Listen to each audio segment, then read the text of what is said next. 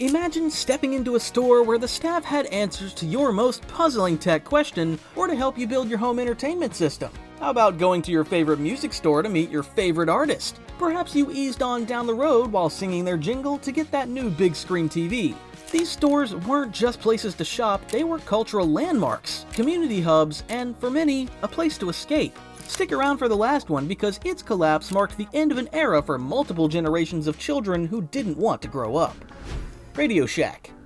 This store was a tech enthusiast paradise, where you could find everything from the latest gadgets to obscure electronic components and adapters found nowhere else. Radioshack was founded in 1921 by brothers Theodore and Milton Deutschman in Boston, Massachusetts. Initially, the store catered to radio operators and electronics hobbyists, eventually expanding into consumer electronics such as computers, phones, and accessories. Their parent company, Tandy Corporation, shifted the headquarters to Fort Worth, Texas in the 1970s. Radioshack played a crucial role in the early days of personal computing by being the first to introduce the TRS-80, one of the first mass-produced personal computers in 1977. Walking into a Radioshack felt like entering a tech wonderland. You've got questions, we've got answers. This slogan highlighted their focus on customer service and expertise in electronics. The knowledgeable staff was ready to help you build or repair anything. At its peak in the 1990s, the chain operated over 7,000 stores worldwide. Digital disruption and poor management decisions led to its decline. The company filed for bankruptcy multiple times, and in 2017, it closed most of its stores. Although Radioshack still exists online, and some stores remain under franchise ownership, the Radioshack of old is no more. Seeing a Radioshack in 2024 is just wild. And here it is, Radioshack. Tower Records. This was more than just a record store, it was a cultural landmark where new releases were a pilgrimage for music lovers who could meet their favorite artists. Tower Records was founded by Russ Solomon in 1960, with its first store in Sacramento, California. What started as a humble music store quickly became an international empire known for its vast selection of records, tapes, and CDs. It was more than just a store, it was a hub for music culture, hosting in-store performances and becoming a sanctuary for music lovers of all genres worldwide. Their slogan was "No music, no life." They had over 200 stores globally, including flagship stores on Sunset Boulevard in Los Angeles, Broadway in New York City, and a famous London store at Piccadilly Circus. The rise of digital disruption in retail, including streaming services, proved too much for Tower Records. After filing for bankruptcy twice, they closed their remaining US stores in 2006. Today, Tower Records still exists online and has 70 stores in Japan, including the flagship store in Tokyo's Shibuya district. Despite being able to purchase music online and streaming services, Japanese people still love to buy physical media.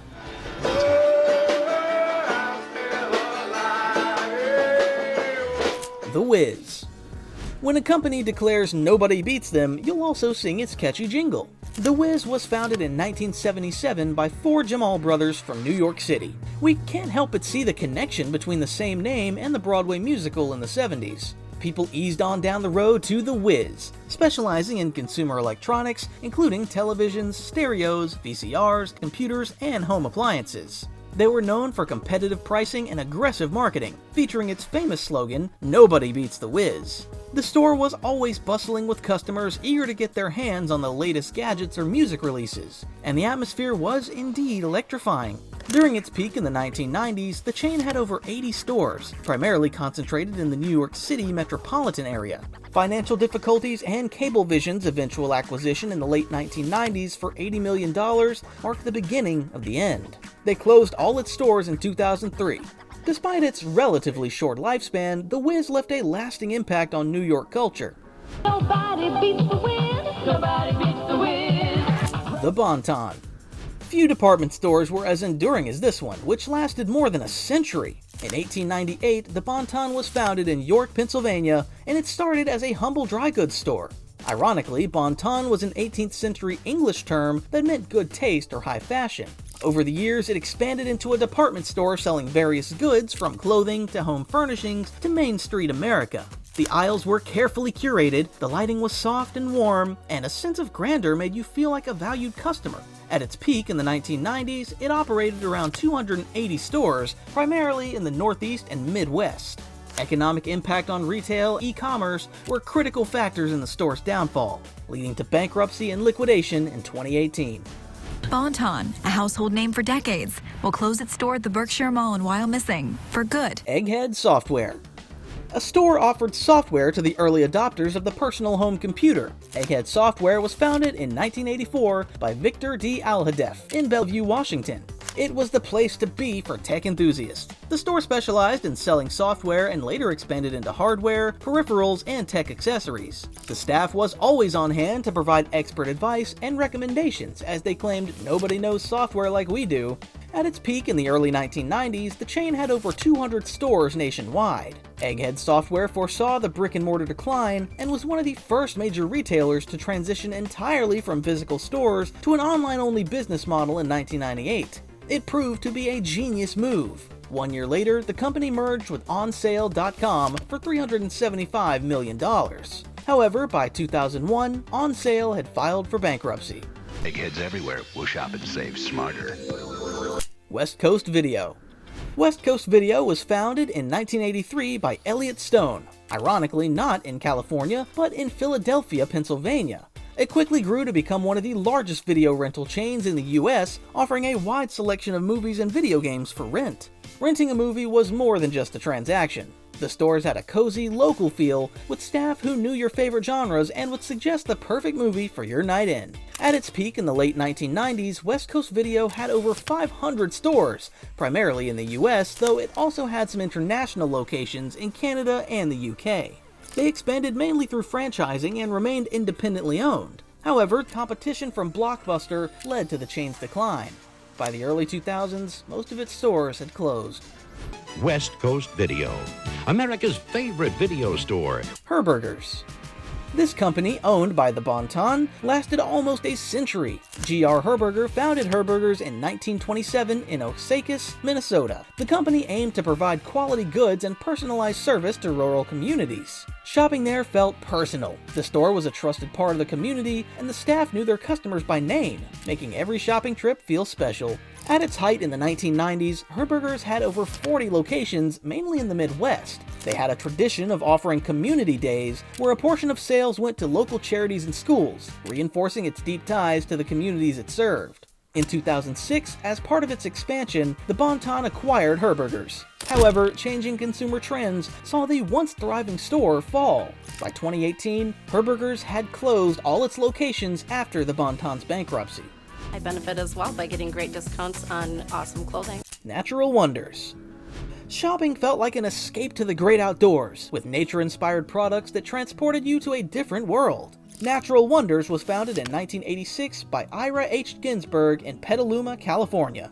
The store specialized in nature-themed merchandise, including educational toys, books, and gifts inspired by nature. Shopping there was a sensory experience. The store was filled with calming music, the scent of candles, and displays that made you feel like you were walking through a forest or along a beach.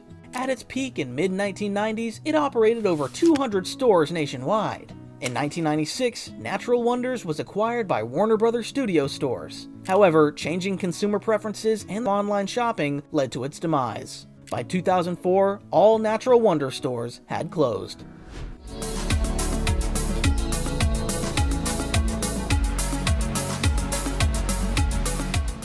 Hollywood Video.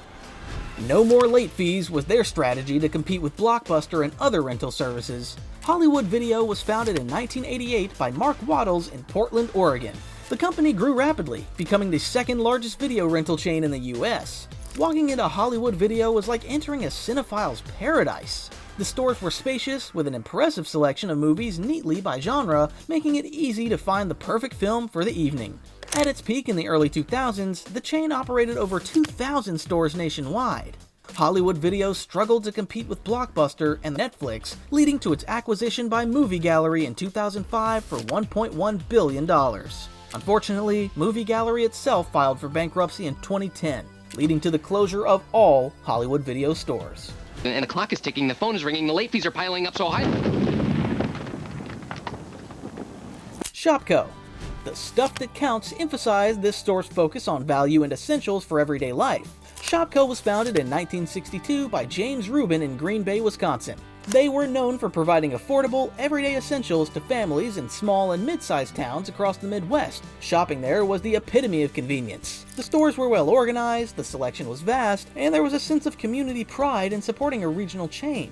At its peak in the 1990s, Shopko boasted over 360 stores nationwide. They were among the first retailers to offer free healthcare clinics within its stores, providing accessible health services to customers in underserved rural areas. Shopko was acquired by private equity firm Sun Capital Partners in 2005. However, stiff competition from big box retailers and financial struggles led to its bankruptcy in 2019. And it's only 3 hours long, so you have to be there at 7 a.m. Incredible Universe. This store wanted to be more than a place to shop, it wanted to be an incredible experience. Incredible Universe was a brainchild of Tandy Corporation, which also owned Radioshack. Founded in 1992, the store's first location was in Arlington, Texas. Shopping, there was an event. The stores were massive, offering electronics, appliances, music, and more, all housed in giant carnival-like spaces with live performances and interactive demos. Despite its grand concept, it never reached more than 17 stores at its peak in the mid-1990s. But competition from other tech giants meant it could never reach its full potential. The store was sold to Fry's Electronics in 1997, and a few years later, all its locations were closed. About what you'd expect from a store named Incredible Universe. Media Play. Wouldn't you like to go to a store and lose yourself for hours? Musicland Group launched Media Play in 1992, its first store in Rockford, Illinois. The store quickly became known for its vast selection of books, music, movies, video games, electronics, and other entertainment. Its slogan was more than just a store, which was massive. At its peak in the late 1990s, it operated about 89 stores nationwide. However, stiff competition from big box retailers and the rapid evolution of digital media led to its decline. Best Buy acquired the company in 2001. By 2006, all Media Play stores had closed. VHS. DVD. CDs. MP3. CDR. A-OK. Barneys New York. When a longtime luxury store that epitomized New York style and high fashion went under, the pain was felt across the fashion world. Barneys New York was founded in 1923 by Barney Pressman in Manhattan, New York. Starting as a discount men's clothing store, it eventually evolved into a high-end fashion retailer known for its exclusive designer collections and as a trendsetter in the fashion industry. They were credited with bringing avant-garde European designers like Giorgio Armani and Jean-Paul Gaultier to American consumers in the 1980s, significantly influencing American fashion in big cities. Barneys peaked in the 1990s with 22 locations, including flagship stores in New York, Los Angeles, and Chicago. They also had international stores in Japan and a short-lived store in London. However, the economic impact on retail and a failed expansion plan led to its first bankruptcy in 1996. In 2019, they were acquired by Authentic Brands Group and B. Riley Financial for $271 million, and ultimately closed all its stores that year. Barneys is closing. I don't really know how to feel. It's kind of incredible. Toys R Us. When you thought of toy stores, only one came to mind, and you knew the jingle, "I don't want to grow up, I'm a Toys R Us kid." Toys R Us was founded in 1948 by Charles Lazarus in Washington, D.C. Initially, it was a baby furniture store. It eventually evolved into the iconic toy store that everyone knew, with Geoffrey the Giraffe as its mascot. Its massive selection and in-store displays made it a wonderland for children. At its peak in the 1990s, Toys R Us operated over 1,500 stores worldwide. The company underwent several ownership changes, the most significant being its acquisition by multiple investment firms in 2005 for $6.6 billion. However, economic struggles, competition from e-commerce, and a heavy debt load led to the store's bankruptcy in 2017 and eventual closure in 2018. Just like that, a piece of our childhood was gone. I don't wanna grow up, I'm a Toys R Us kid. They got a million toys at Toys R Us that I can play with. Once a Toys R Us kid. Always a Toys R Us kid. There you have it. These were 15 retail giants that fell. If you enjoyed this video, watch another one.